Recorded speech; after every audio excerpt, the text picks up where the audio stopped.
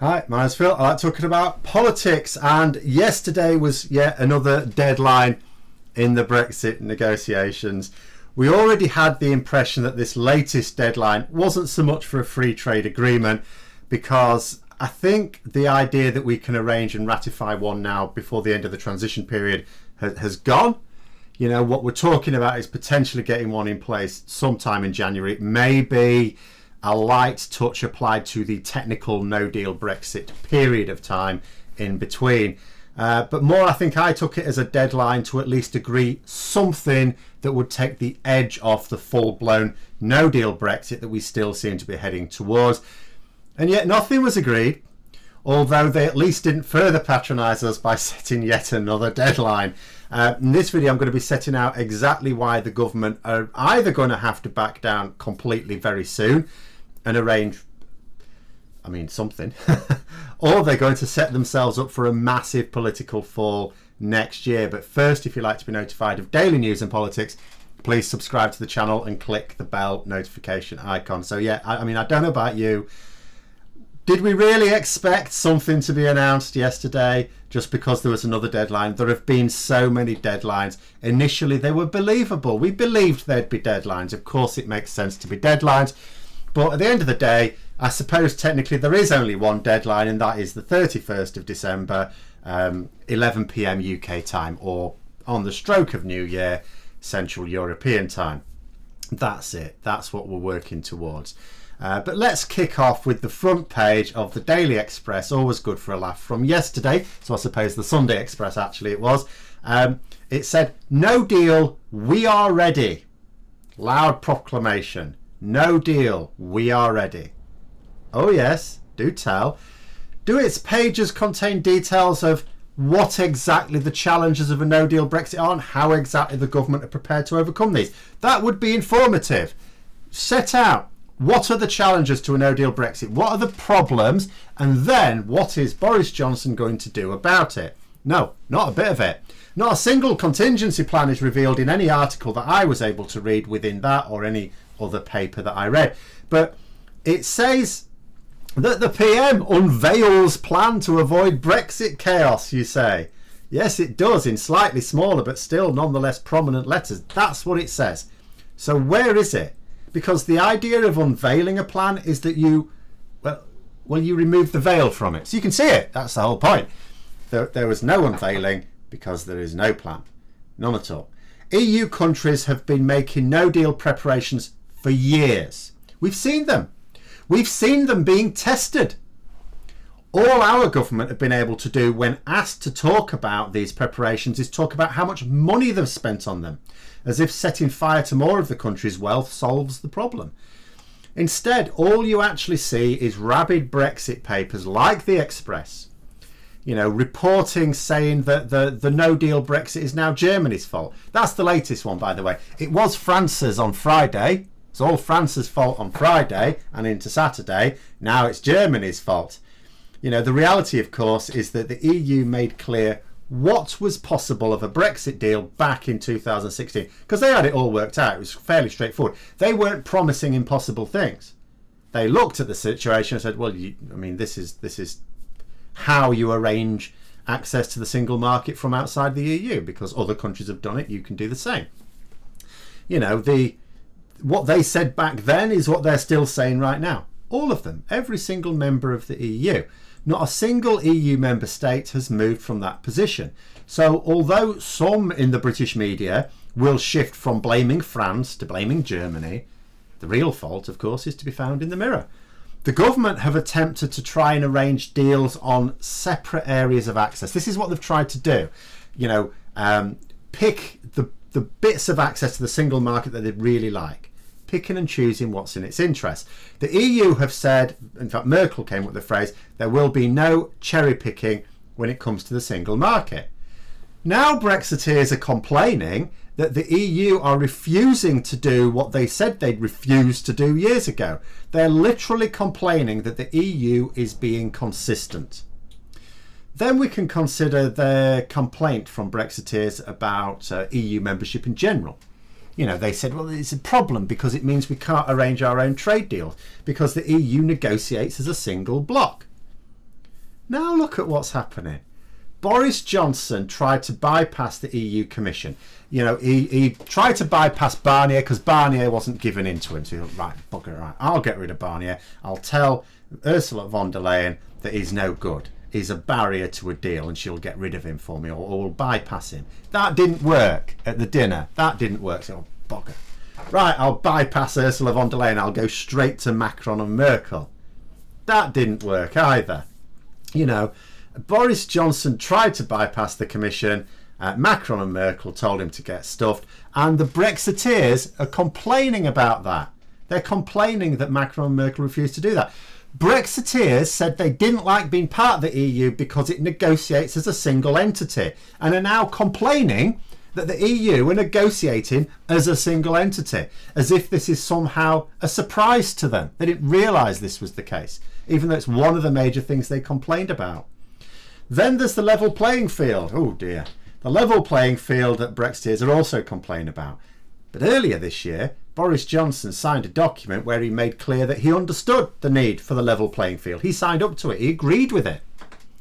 Agreed with it. And that's there in black and white. That's not one of those issues where you argue on semantics, because it is even called the level playing field in the withdrawal agreement. There's a little side heading, the level playing field. Boris Johnson signed up to. You know, every single Conservative MP campaigned on a promise to deliver a free trade agreement with the EU, specifically on the understanding of adopting a level playing field approach. That is documented. It's on the government website in the political declaration part of the withdrawal agreement. Yeah, people say, oh, well, that's not, the political declaration wasn't legally binding. No, it wasn't, but it was still a promise.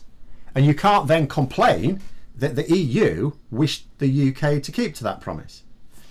But that's the thing. The Brexiteers are now complaining that the EU are insisting that we agree to the level playing field principles that they all publicly campaigned for and signed up to.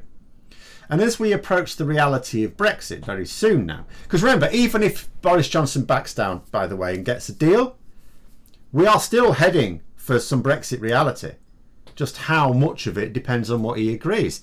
You know, the very people who insist that we are completely fine in no deal scenario, because I've seen all the chaos, all the papers all going mental, and yet you see the odd person trying to calm it down. Some Brexiteers trying to say, oh, I mean, I saw one yesterday, it was like from a Brexiteer saying, oh, I'm totally calm about this, I'm totally fine. It's only the Remainers that are really angry about the situation. So, have you read the Brexit Papers? You seen them? Given them a little glance? They are the most furious about what's happening. The anger about this state of affairs is much louder and more aggressive from Brexiteers than it is from Remainers, who have been fearing this for years. You know, Remainers are effectively in two camps. I mean, some are angry, as we've every right to be. Some of them are just getting ready to work out how much of an I told you show we should do. Because we know we shouldn't over-egg it too much, because that's not going to be helpful. But at the same time, it's going to be there. There are reports now that government ministers are warning supermarkets to stockpile. I mean to say, we've been through this before. Stockpiling to the extent it's possible is going on. This is why there were massive tailbacks around Calais this weekend. Miles they went for. Because according to port authorities, there are 50% more lorries trying to get through the ports than normal, even for this time of year, because there'd normally be an increase at this time of year, but it's 50% more than even that. But supermarkets made it clear before, last year, they can only stockpile so much. We have limited capacity in the country. We actually have boosted it a bit, but it is still limited, and it's at capacity. Besides, it's not for supermarkets or indeed any other business to cope with this ridiculous situation, because it is ridiculous. With a single phone call, Boris Johnson could have prevented the no-deal Brexit chaos coming our way. That's what people need to bear in mind. All he had to do was ask for an extension to the transition period before it was too late. That's it. May now be too late. I don't know. I hear conflicting things. I've seen credible people saying that it isn't realistically now too late. So there we go.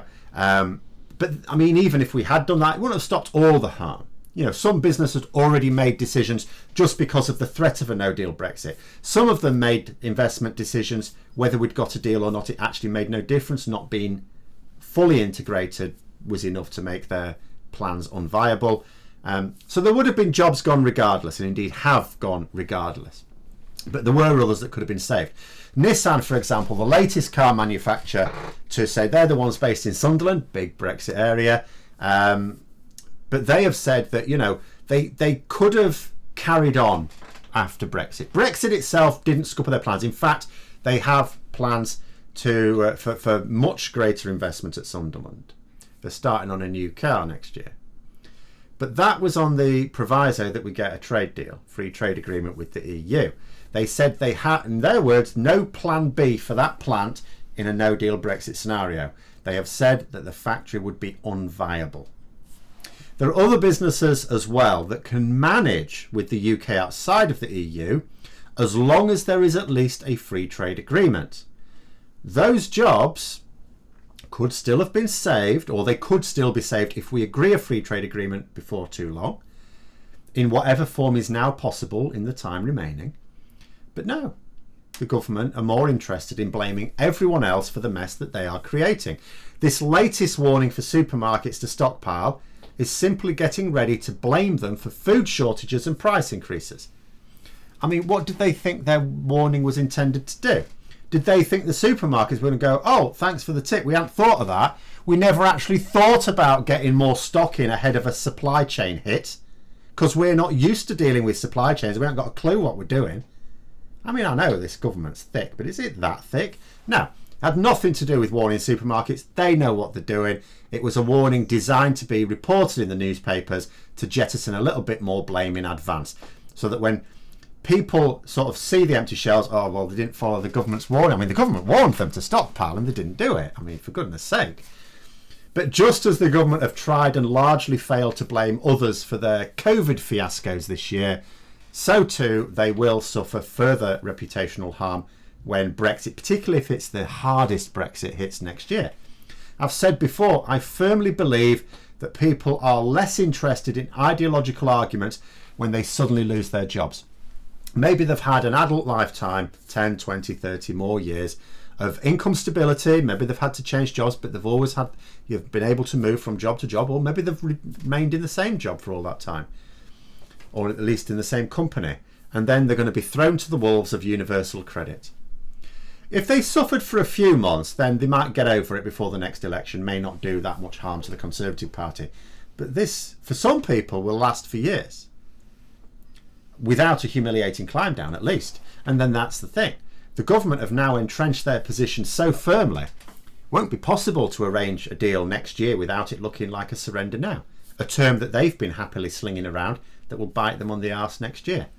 Because we cannot manage without a free trade agreement with our major trading partners. The problem with Brexit Lies is they only work when there's an element of speculation left. As soon as you allow something to happen, to become reality, all of a sudden they fall down.